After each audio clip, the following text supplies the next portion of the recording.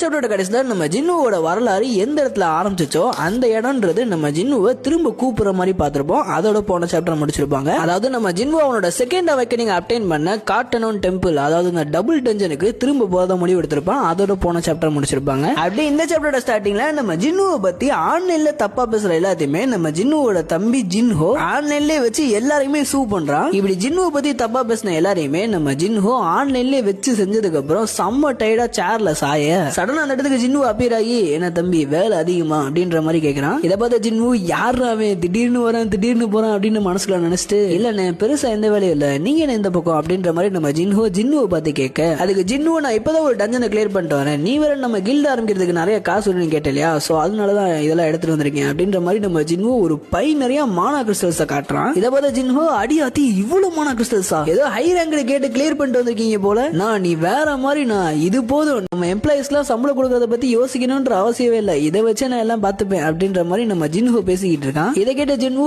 எம்ப்ளாயிஸா, நம்ம கில்டுக்கு இன்னும் எம்ப்ளாயிஸ் எல்லாம் தேவைப்படுமா அப்படின்ற மாதிரி ஜின்ஹோட்ட கேட்க, அதுக்கு ஜின்ஹோ மறந்துட்டீங்களா, ஒரு கில்டு ஆரம்பிக்கிறதுக்கு மொத்தம் 3 பேர் தேவை, guild master, vice guild master, அப்புறம் ஒரு தேர்ட் பர்சன். நம்ம டீம்ல இப்போ guild master, vice guild master 2 பேர் இருக்கோம், இன்னும் ஒரு ஆள் சேர்க்கணும். பட் இப்படி 3வது சேர்க்கிற பர்சன் ஏதோ ஏனதானு இருக்க கூடாது. இதை தவிர்த்து இன்னொரு ஒரு முக்கியமான விஷயம் இருக்கு, நம்மளோட கில்டு பேர் என்னன்றதை நம்ம டிசைட் பண்ணணும் அப்படின்ற மாதிரி ஜின்ஹோ சொல்ல, அப்ப ஜின்ஹோ டேய் நான் கூட நீ ஏதோ ஒரு சீரியஸான விஷயத்த சொல்ல வரேன்னு நினைச்சேன்டா அப்படின்ற மாதிரி சொல்றான். அதுக்கு ஜின்ஹோ நான் இது ஒரு முக்கியமான மேட்டர் தானா, நான் நம்ம கில்டுக்கு ஏகப்பட்ட பேரை யோசிச்சேன், அதாவது உங்க பேரோட ஃபர்ஸ்ட் லெட்டர், என் பேரோட ஃபர்ஸ்ட் லெட்டர், உங்க பேரோட லாஸ்ட் லெட்டர், என் பேரோட லாஸ்ட் லெட்டர்னு ஏகப்பட்ட பேரை யோசிச்சேன், பட் அது எதுவுமே நல்லா இல்ல, என்ன பேர் வைக்கிறேன்னு தெரியல அப்படின்ற மாதிரி நம்ம ஜின்ஹோ புலம்பிக்கிட்டு இருக்க, அப்ப நம்ம ஜின்ஹோ நம்மளோட கில்டு பேர் ஏன் சோலோ பிளே கில்டுன்னு வைக்க கூடாது அப்படின்ற மாதிரி ஜின்ஹோட்ட கேட்க, இதை கேட்ட ஜின்ஹோ என்னடா பேர் இது கேவலமா இருக்கு அப்படின்ற மாதிரி யோசிச்சுக்கிட்டு இருக்க, அப்ப நம்ம ஜின்ஹோ அந்த பேருக்கு விளக்க வேற கொடுக்குறான். அதாவது நம்ம கில்டுல எப்போதுமே ஒருத்தவங்க சோலோவா தானே ஹண்ட் பண்ண போறோம், சோ இந்த சோலோ பிளே கில்டு நல்லா தானே இருக்கு அப்படின்ற மாதிரி நம்ம ஜின்ஹோட்ட கேட்க,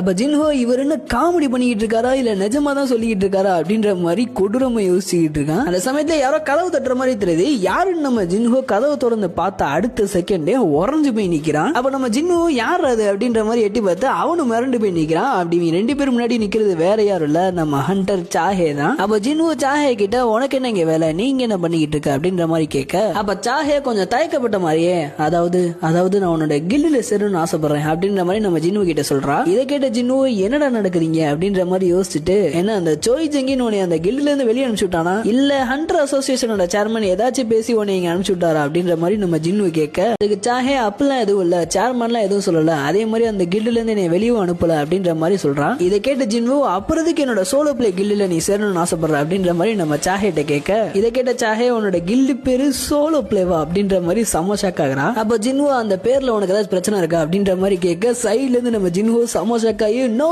என்னடா நீ அந்த பேர்லயே முடிவு ஆயிட்டியா, சும்மா சஜஸ்ட் பண்றேன்னு நினைச்சேன், நிஜமாலே அந்த பேர் தான் வைக்க போறீங்களா அப்படின்ற மாதிரி செம ஷாக் ஆகுறான். அப்ப ஜின்னு என்னடா இந்த பேர் நல்லா இல்லையா, நான் நீ அமைதியா இருக்கிறத வச்சு நீ இந்த பேருக்கு ஒத்துக்கிட்டேன்னு நினைச்சேன் அப்படின்ற மாதிரி நம்ம ஜின்னு சொல்றான். இதை கேட்ட ஜின்ஹோ அப்பெல்லாம் இல்லனா அப்படின்ற மாதிரி கொஞ்சம் மலுப்ப ட்ரை பண்றான். அப்ப ஜின்னு சாஹேவை நோட்டீஸ் பண்ணி பார்த்தா அவளோட ஹார்ட் பீட், பிரீத்திங், எக்ஸ்பிரஷன் எல்லாமே கோளாரா இருக்கு. ஆனா ஏன் முன்னாடி இவ ஏதோ கூலா இருக்க மாதிரி ஆக்டிங்க போட்டுக்கிட்டு இருக்கா, ஏன் இவன் என் கில்டுல ஜாயின் பண்றதுக்கு இவ்வளவு ஆர்வமா இருக்கா அப்படின்னு ஜின்னு அவனோட மனசுல நினைச்சிட்டு, அப்ப ஜின்னு ஹண்டர்ச்சா நீங்க உங்களோட பவர்ஸ் அவேக்கன் பண்ணி 2 வருஷம் தான் ஆயிருக்கு, அந்த வகையில நீங்க ஏற்கனவே ஒரு கில்டோட கான்டாக்ட் மேக் பண்ணிருக்கீங்க, சோ உங்களால அந்த கில்ட விட்டு 2 வருஷத்துல வெளியே வர முடியாது அப்படின்ற மாதிரி நம்ம ஜின்னு சொல்ல, அதுக்கு சாஹே என்னால வெளியே வர முடியும், அதுக்கு ஒரு பெனால்டி கட்டணும், அந்த பெனால்டி கட்டுறதுக்கு தேவையான காசு என்கிட்ட இருக்கு அப்படின்ற மாதிரி நம்ம ஜின்னுட்ட சொல்றா. அப்ப ஜின்னு இவ என் கில்டுல சேர்றதுக்காண்டி பெனால்டி கட்டுறது கூட ரெடியா இருக்காளா, இந்த பாருங்க சாஹே உங்களுக்கு சேலரி கொடுக்கற அளவுக்கு எங்க கிட்ட அவ்வளவு ரிசோர்சஸ்ன்றது கிடையாது அப்படின்ற மாதிரி நம்ம ஜின்னு சொல்ல, அதுக்கு சாஹே எனக்கு அதெல்லாம் தேவையில்ல, நான் இருக்கிறத வச்சு பார்த்துப்பேன் அப்படின்ற மாதிரி சொல்றா. இதை கேட்ட ஜின்னு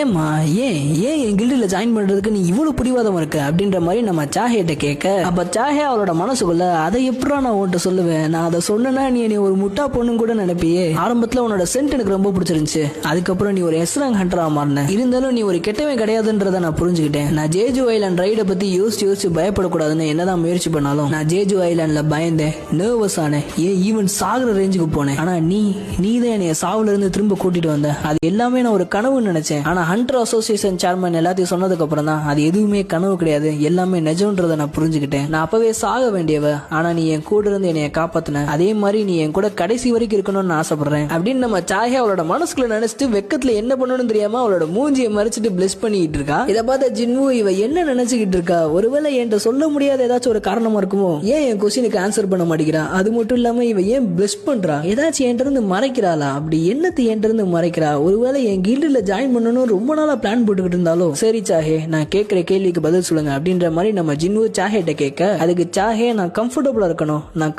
இருக்கணும்னு ஆசைப்படுறேன், பட் நான் இதுக்கு முன்னாடி அப்படி இருந்ததே இல்ல அப்படின்ற மாதிரி நம்ம சாஹே சொல்றான். இதை கேட்ட ஜின்னு, இல்ல சாஹே நான் அதை கேட்கல அப்படின்ற மாதிரி நம்ம ஜின்னு பேசிக்கிட்டு இருக்க. சைட்ல இருந்து நம்ம ஜின்ஹோ, நோ சாஹே சொல்றத வச்சு பார்த்தா அந்த கில்டுல சாஹேவை போட்டு புளின்னு புளிஞ்சிருப்பாங்க போலயே அப்படின்ற மாதிரி நம்ம ஜின்ஹோ சொல்ல, இதை கேட்ட ஜின்னு, இவன் சொல்றது கரெக்ட் தான். சாஹேக்கு வெறும் 23 வயசு தாகுது, ஆனா அவளோட பேர்டன்றது ரொம்ப அதிகமா இருக்கு. முக்கியமா ஒரு எஸ் ரேங்க் ஹண்டர்னால அவளோட பேர்டன் ரொம்ப அதிகமா இருக்கும். இதை தவிர்த்து இப்ப ரீசெண்டா ஜேஜோ ஐலண்ட் ரைட்ல வேற பார்ட்டிசிபேட் பண்ணிருக்கா. இது எல்லாத்தையும் வச்சு பார்க்கும்போது எனக்கு சாஹேவோட நிலைமை புரியுது. இருந்தாலும் நீங்க என்னோட கில்டுல சேரணும்னா அதுக்கு ஒரு என்ட்ரன்ஸ் எக்ஸாம்ன்றது இருக்கு அப்படின்ற மாதிரி நம்ம ஜின்னு சொல்ல, இதை கேட்ட ஜின்ஹோ, நோ நம்ம கில்டுல சேர்றதுக்கு என்ட்ரன்ஸ் எக்ஸாம்லாம் இருக்கா அப்படின்ற மாதிரி நம்ம ஜின்னுட்ட கேட்க, அதுக்கு ஜின்னு, ஆஸ் அ வைஸ் கில்ட் மாஸ்டரா நான் இந்த பாலிசியை இப்பல இருந்து லான்ச் பண்றேன், உனக்கு அதுல ஏதாச்சும் பிரச்சனை இல்லைனா நீ கீழே போய் எங்களுக்கு கொஞ்சம் ஸ்நாக்ஸும் ட்ரிங்க்ஸும் வாங்கிட்டு வரியா அப்படின்ற மாதிரி நம்ம ஜின்னுட்ட சொல்றான். அப்ப சாஹே இது என்ன கைண்ட் ஆஃப் டெஸ்ட் அப்படின்ற மாதிரி நம்ம ஜின்னு கிட்ட கேட்க, அதுக்கு ஜின்னு, நான் சமன் பண்ற ஒருத்தன் கூட நீங்க சண்டை போடணும் அப்படின்ற மாதிரி நம்ம சாஹே கிட்ட சொல்ல, அதுக்கு சாஹே, என்னை நீ குறைச்சி இடம் போறன்னு நினைக்கிறேன், பரவாயில்ல நான் யார் கூட சண்டை போடணும் அப்படின்ற மாதிரி நம்ம ஜின்னு கிட்ட கேட்க, அதுக்கு ஜின்னு, என்கிட்ட இருக்கக்கூடிய ஒன் ஆஃப் தி ஸ்ட்ராங்கஸ்ட்